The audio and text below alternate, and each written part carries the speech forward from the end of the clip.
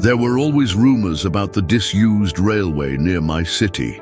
They said it was cursed, the scene of disappearances and strange events. My curiosity was stronger. I had to see it up close, uncover the truth behind the legends.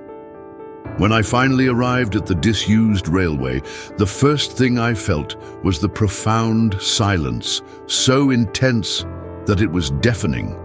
It felt like the world around me had paused, waiting for something.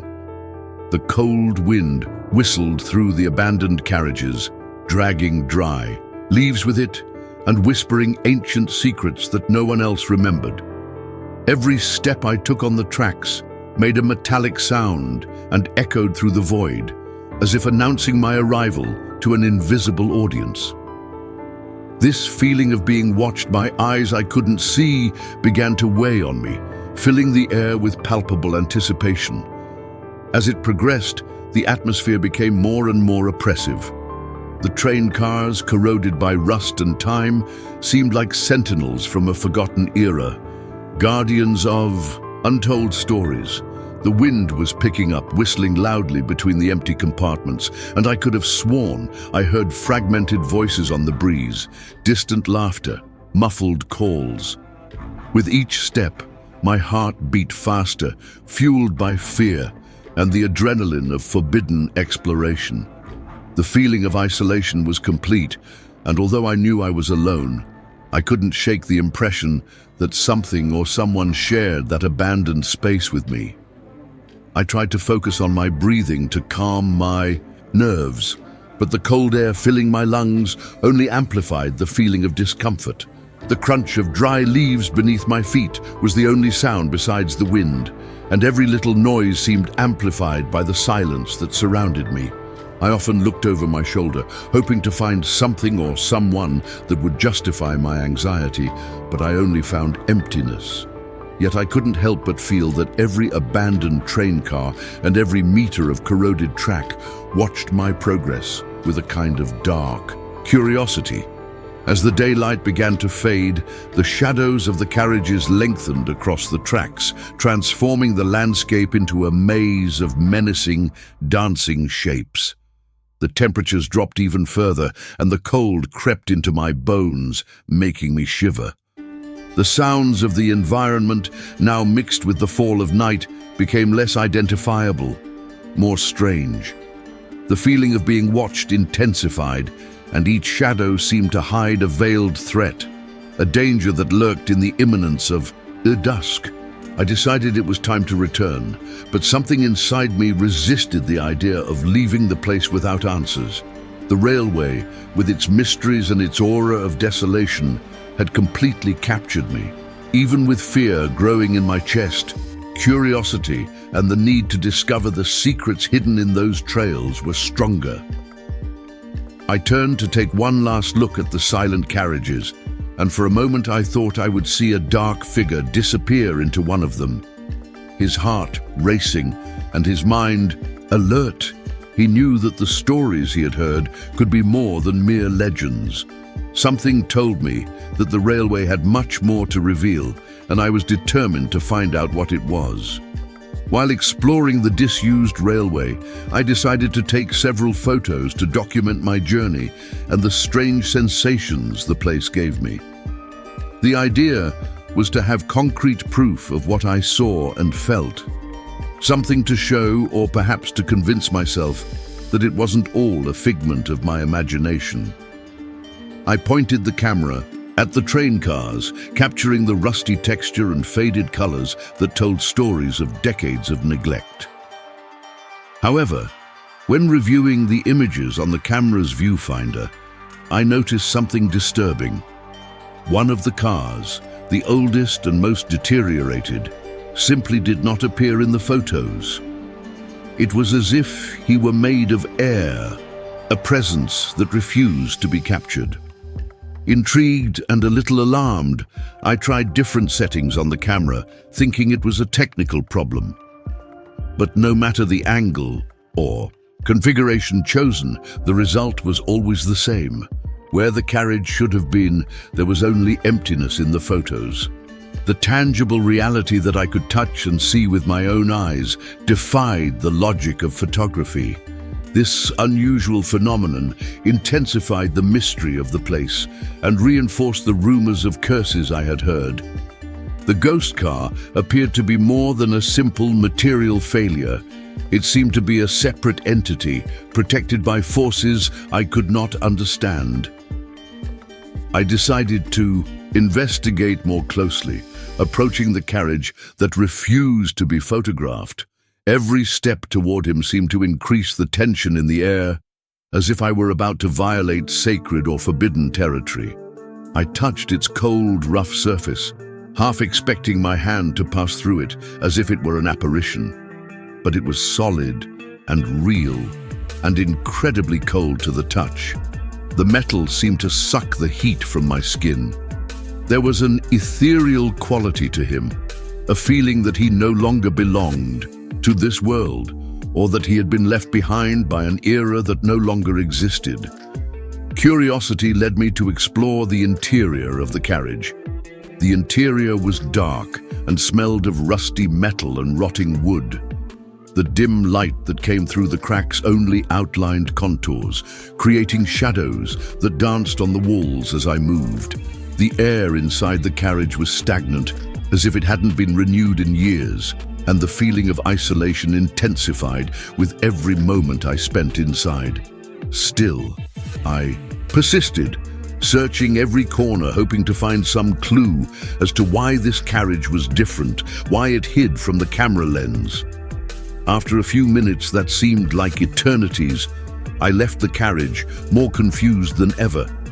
The experience of being inside it was disorienting, as if for a brief period, I had entered another world where the normal rules of physics and perception did not apply. The photos continued to show only the void where the carriage should have been. And I knew there was something more there, something that perhaps was not destined to be discovered or understood. The mystery of the ghost car remained intact, an enigma shrouded in shadow, guarding its secrets against the intrusion of prying eyes and invasive cameras.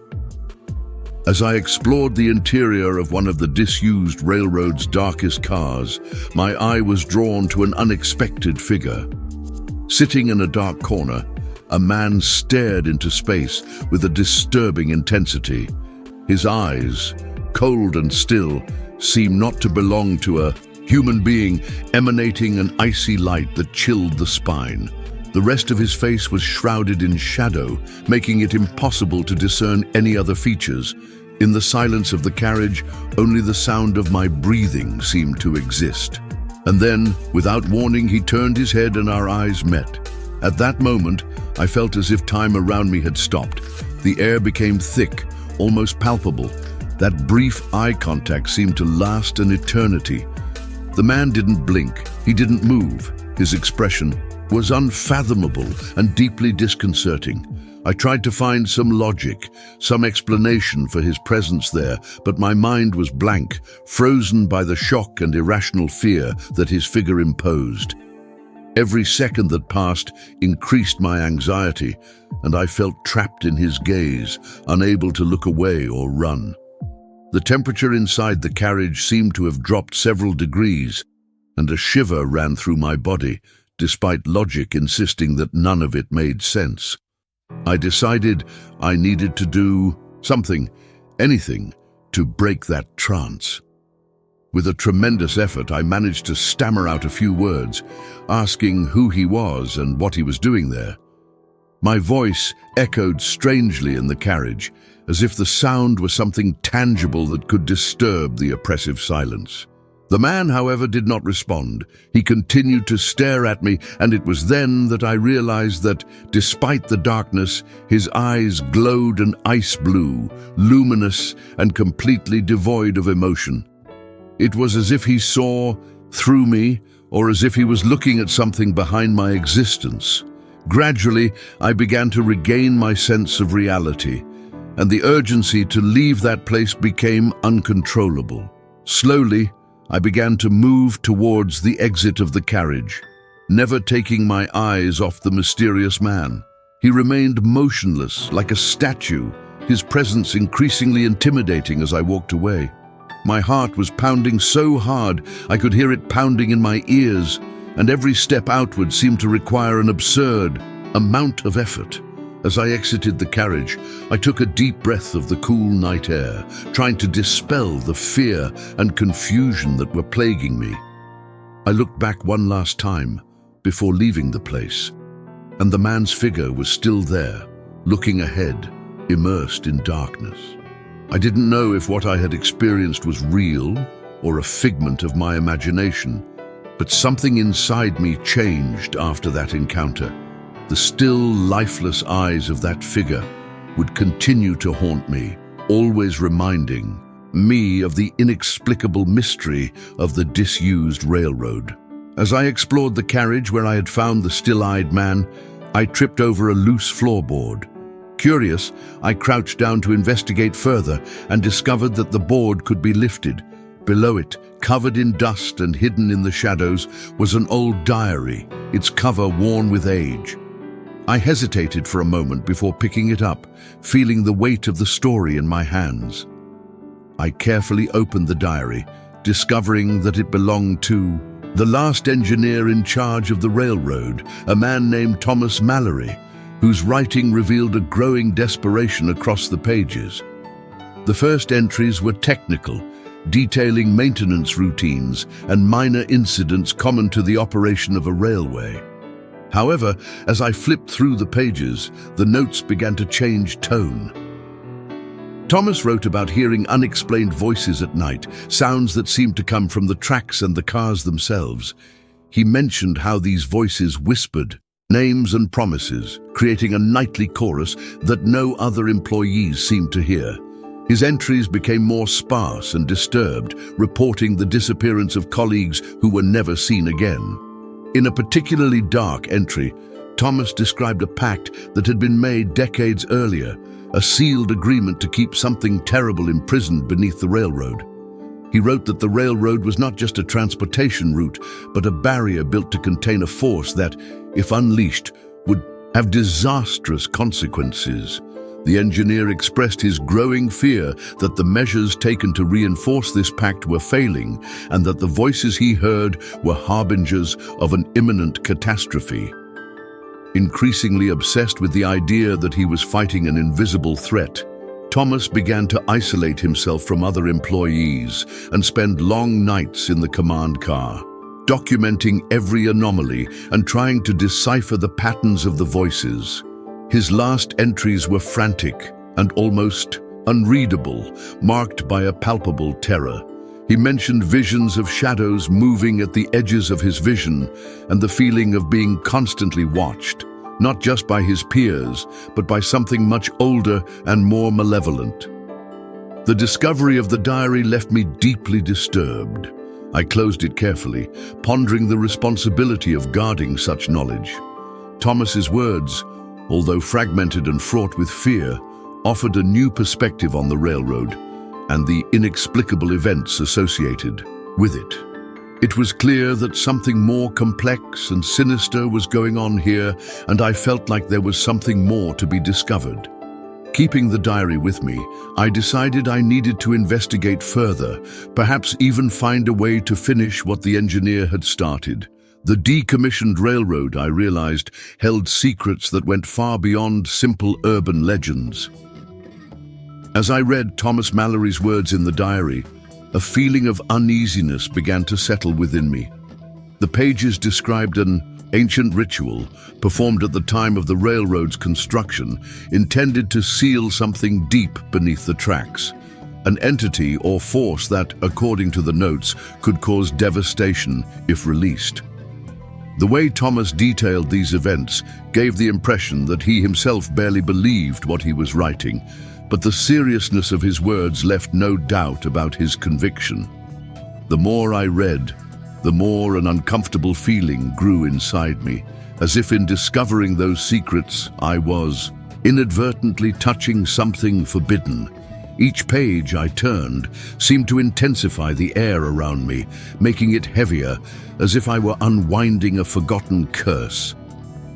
Thomas mentioned how the workers who built the railroad performed rituals and used ancient symbols to reinforce the seal that kept the entity imprisoned.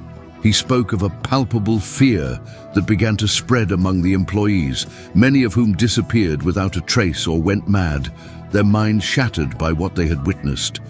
As I read those words, I felt the echoes of those same terrors, a dark connection that reached across the decades straight to the heart of that desolate railroad.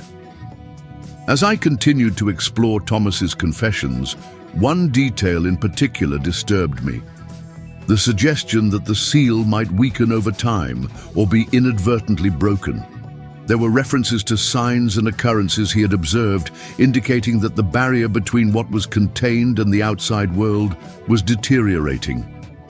His description of strange sounds emanating from the tracks at night, shadows that moved with purpose, and the chill in the air even in the summer months, all made me wonder if my presence there might have reactivated some ancient gear of destiny. Each diary entry seemed to increase my paranoia. The railroad, with its silent cars and rusting tracks, was not just a relic of the past, but a keeper of a terrible secret. The idea that I might have awakened something that should have remained hidden filled me with profound fear. I was beginning to hear barely perceptible whispers, the same kind Thomas had described, and each whisper seemed to carry my name in the currents of the wind. It was as if the railroad knew I had discovered its darkest secret and now claimed something from me in return. This dark revelation not only confirmed my worst fears, but also placed me at a moral and spiritual crossroads. Should I try to reinforce the seal, as Thomas had tried, risking my own sanity and safety? Or should he leave the railroad and its mysteries behind, trying to forget everything he had learned? The decision weighed on me as the shadows of the night deepened, and the railroad, with its ancient secrets and newly awakened terrors, seemed to watch and await my choice. Since that day, when I hurriedly fled the disused railway, a part of me remained trapped in those ancient shadows and mysteries. The nights now are permeated by a constant and distant noise, like the echo of a train that never arrives, but that insists on reminding me of the reality that I tried to forget. It's a sound that infiltrates my dreams, transforming rest into restlessness. I often wake up with a start, in a cold sweat, with the feeling that something or someone has been watching my sleep. That railroad, with its stories and terrors, has etched itself into my soul in a way that I cannot erase. The days pass, but the feeling of being watched never really goes away. Sometimes, in the quietest moments, I notice a presence at the edges of my vision, a figure that disappears when I try to focus on it. I remember the still eyes of the man I saw in the train car, and wonder if he was real or just a shadow generated by fear and anticipation. But then, in the quiet moments, when the world around me seems to stop, I feel that gaze on me again, cold and calculating, as if it was studying me, waiting for something from me. The knowledge of the dark secret the railroad holds also lives with me, a constant reminder that terrible things are sealed beneath those rusty tracks. This secret whispers to me in my darkest hours, a barely audible whisper that speaks of ancient pacts and forces that should not be disturbed. I'm still trying to understand whether what I discovered was a blessing or a curse, whether I should use this knowledge to try something, perhaps to strengthen the seal, or simply to prepare myself for what may come. This return, marked by fear, changed the way I see the world.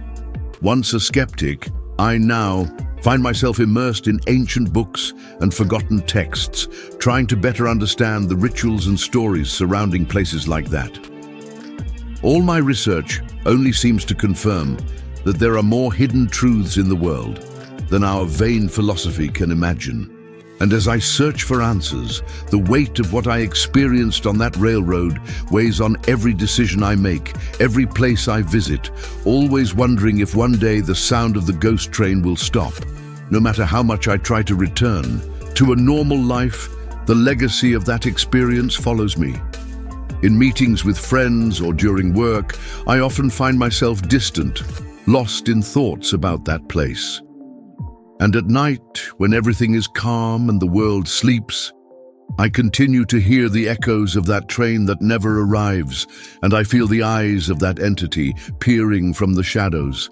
The railroad may be decommissioned, but what it hides is more alive than ever, and now it is a part of me, a shadow in my life that whispers secrets that I may never be fully prepared to understand.